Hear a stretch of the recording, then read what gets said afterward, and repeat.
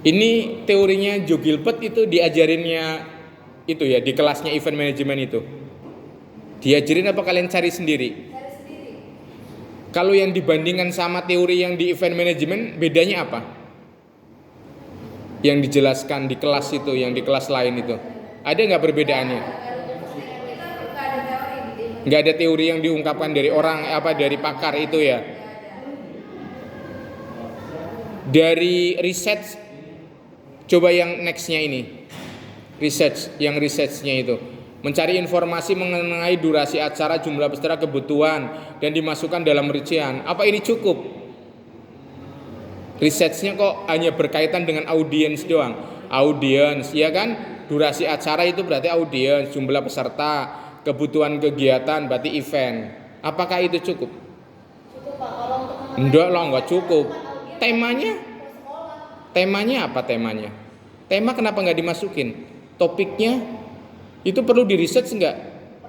Iya kan, temanya apa? Temanya kan itu gerakan bicara lingkungan. Kalau sekarang yang lagi hot apa? Yang lagi seksi banget isunya berkaitan dengan lingkungan? Maaf Pak, tadi tema apa? Researchnya tema topik. Iya kan tema topik kan nggak ada. Kalau temanya apa acara ini? Kan gerakan bicara lingkungan. Kan yang kemarin kan bicaranya ada apa? Reuse, recycle, terus apa lagi? Reduce, ya kan? Kan temanya 3R itu kalau nggak salah. Kalau itu 3R itu kalau yang sekarang paling seksi apa? Paling tren banget berbicara tentang lingkungan. Reuse, recycle, reduce. Apa? Tema apa yang menarik bagi itu? Apakah kalau kalian cari apa temanya? Misalnya di Google di Gemini atau di AI lainnya, tema menarik gitu. Untuk misalnya kita juga mencari tema untuk acara itu tadi apa namanya? Yang berani bicara lingkungan itu ya. Itu perlu riset nggak? Perlu riset kan nyusun ininya, isunya apa yang akan mau diangkat. Iya nggak sih? Selain tema itu apa yang perlu diriset? Yang perlu diriset apa? Yang perlu dilakukan penelitian? Konsep udah jelas ya, itu kan konsepnya lingkungan apa? Selain tema, ini kan peserta, kebutuhan acara, selain itu apa lagi? Yang paling penting dalam sebuah seminar, acara, hostnya kan kalian. Yang perlu paling penting apa? Pembicara. Pembicaranya siapa? Dia biasanya pihak divisi acara menyiapkan apa? Khusus untuk membicara dalam acara tersebut disiapin apa? Atau untuk menyiapkan hasil risetnya dalam bentuk apa? Dari teorinya Joe Gilbert itu. Ayo ngomong aja, kita kan diskusi. Ini kan diskusi. Nggak ada salah benar, hanya kurang tepat aja kadang-kadang. Apa? Bentuknya apa? Sebelum acara dimulai, marilah kita sambut Kak Bowo. Pak Bowo adalah seorang aktivis lingkungan. Dia memiliki komunitas ini, ya kan? Memiliki komunitas lingkungan. Dia memiliki IG dengan jumlah follower misalnya sampai 10.000, ya kan? Dia aktif dalam berbagai acara seminar. Itu disebutnya apa? Profiling. Iya enggak sih? Itu tugasnya siapa? Divisi acara. Terus kalau berkaitan perilaku, ini kan tidak dibahas peserta. Perilaku Gen Z itu gimana? Apa generasi mereka? Mereka suka yang apa kalau perilaku anak SMA? Perilaku yang berkaitan dengan komunikasi. Santai. Berarti nanti konsep acaranya dibikin santai. Terus apa lagi? Gaul. Pendekatannya gaul seperti apa? Gaul seperti K-pop, gaul dengan upaya upaya ada nasionalismenya. Kalian nonton itu nggak The Legend yang military kitchen itu? Nonton nggak? Itu drakor. Oh yang ya tahu. Nonton nggak? Yang jadi chef itu nonton nggak? Sudah sampai itu nggak terakhir? Iya. Ya udah nonton. Tapi belum tamat. Oh belum tamat. Itu intinya apa di situ? Intinya semangat nasionalisme yang dibawa apa? Semangat nasional. Nasionalisme yang dibawa menurutmu? Kalau menurut saya dia tuh kayak tentang lebih meningkatkan apa namanya semangat rekan-rekannya dari sebuah rasa masakan khas negara mereka. Iya, jadi film itu bagus. Jadi ternyata itu di terakhirnya itu masakan lokal itu adalah masakan Korea itu sebenarnya bisa bersaing dengan makanan-makanan Prancis, makanan dunia. Kelebihannya apa? Kelebihannya makanan asli. Misalnya kita kan terbiasa dengan masakan Jawa, masakan Padang, masakan Betawi. Itu apa? Dibandingkan misalnya enak itu makanan Prancis, makanan Itali enak. Tapi kelebihannya itu ada apa? Kelebihannya pertama itu dapat sesuai sama lidah orang Indonesia kan. Sesuai dengan lidah. Terus apa? Selalu apa? Selalu Makanan itu mengingatkan apa? rumah. Akan selalu mengingatkan rumah, mengingatkan kampung halaman. Itu kayak gitu. Jadi dia mengemas suatu event itu kalau dalam film itu mengemas suatu film, tapi di situ ada sisi nasionalisme, patriotisme, itu dibalut kayak gitu. Kalau kalian apa? Lingkungan tapi dibalutnya seperti apa? Mau dibalut seperti apa? Acaranya agak seperti Gen Z, seperti yang gaul, seperti yang modern apa? Tapi ada nilai-nilai apa yang kalian hendak tawarkan? Hingga tidak garing. Ngerti nggak sih? Nggak garing acaranya. Apa coba? Ada nggak? Kepikiran apa? Atau nggak kepikiran? Apa? Kalau berkaitan lingkungan banyak itu. Contoh yang terbaru tadi pagi saya kalau nggak salah baca, misalnya DKI itu kan mengeluarkan uang sekitar 300 miliar ya per tahun untuk pajak bau bagi masyarakat Bekasi yang apa? Yang menghirup bau sampah Bantar Gebang. Itu kan menarik kayak dari gitu.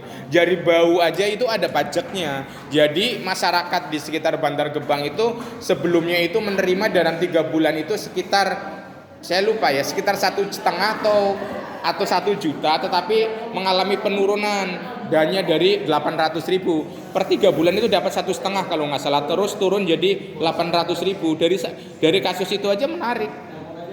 Berarti sampah itu bisa menimbulkan apa?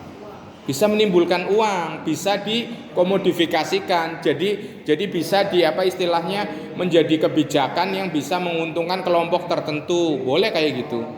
Kalau kalian ada nggak ide-ide lainnya yang berkaitan dengan sampah selain reduce, recycle sama itu? Reuse, ada nggak? Iya, nggak apa-apa, tukar. Itu semacam apa? Semacam apa itu?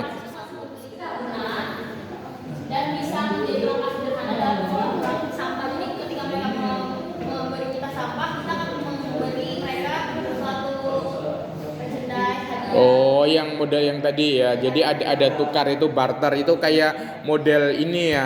Model di Jerman itu kan 3 botol plastik dimasukkan ke ini kan vendingnya mesin gitu kan, nanti keluar 0,6 euro dan itu bisa jadi kue. Itu kalau nggak salah di TikTok ada yang model itu. Jadi kan itu kayak model circular ekonomi ya. Jadi upaya ekonomi untuk circular. Yang sebelumnya coba Mbak, sebelumnya itu kan desain dari konsep hasil riset itu kan didesain, direncanakan, dikoordinasi, desain pembukaan, pelaksanaan, penjurian, dan penutupan. Kalau dalam hal desain ini yang menjadi titik paling rawan dan paling membosankan bagi peserta apa? Dan kalian harus mewaspadai itu. Momen apa? Kayak di kelas itu kan tetap kan ada momen kritis, mahasiswa nggak pedulikan, main HP dan lain sebagainya. Kalau kalian di acara event itu seperti apa? Momennya apa? Kayak dari seminar, terus ada bicara ini bicara, terus ada fun game. Di momen mana yang paling kritis? Paling minim. Boleh paling minim attention, boleh paling minim apa? Paling kritis saja bagi kalian. berani bicara. Berani bicara. Kenapa di berani bicara itu momen paling kritis? Apa aja yang kira-kira skenarionya apa yang akan terjadi di situ? Maksudnya momen kritisnya kenapa? Ya itu takutnya audiens nggak ada yang apa ya, ikut serta gitu. Oh, takutnya audiens itu setelah berdiskusi tidak ada yang mau maju, tidak ada yang mau bicara. Terus stimulus apa yang kalian berikan? Kan kasih stimulus. Iya tadi yang bilang Pak, Dikasih hadiah tetap aja nggak mau, hadiahnya kurang menarik. Apa yang kalian lakukan? Kita akan mengajak kalau itu merangkul, kita bikin satu-satu. Kadang-kadang ada juga orang yang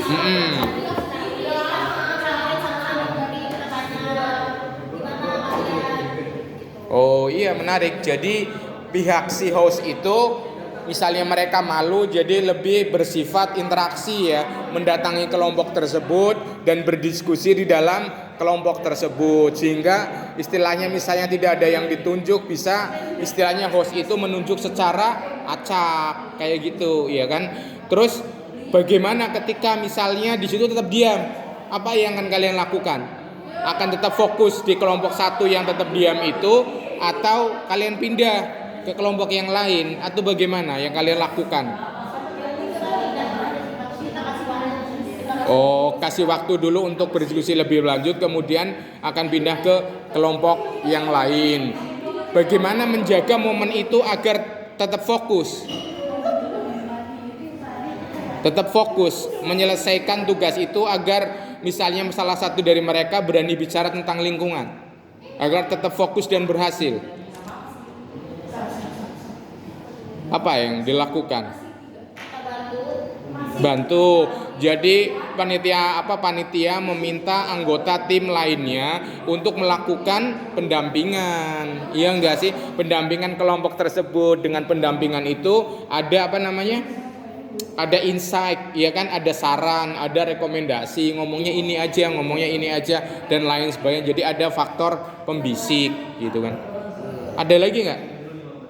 Skenario itu harus tetap disiapkan. Jadi bagaimana apa ya jika gagal dan apa, jadi harus istilahnya harus disiapkan.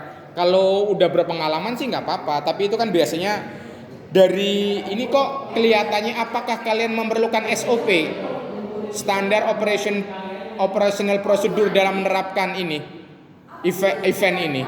Kalian perlu nggak menerapkan SOP? Itu SOP-nya akan kalian bikin di bagian mana? Kan ada 5 itu.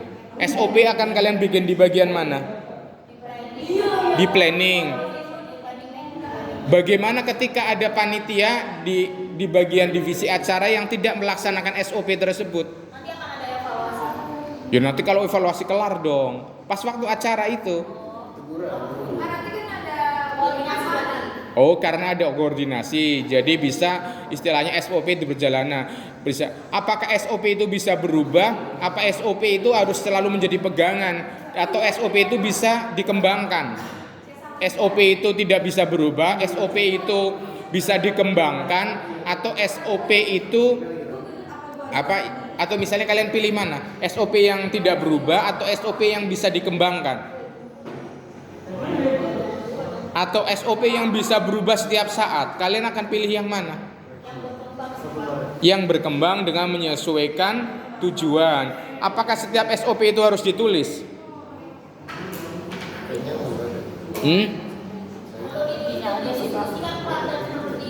Apa?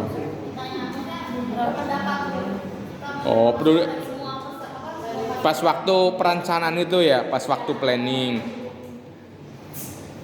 Terus bagaimana ketika kalian menilai suatu acara tersebut sukses berbasis dengan SOP? Berapa persen itu SOP berperan dalam menentukan kesuksesan suatu acara? Kenapa khusus sampai 100%? Berarti SOP-nya sangat sempurna dong.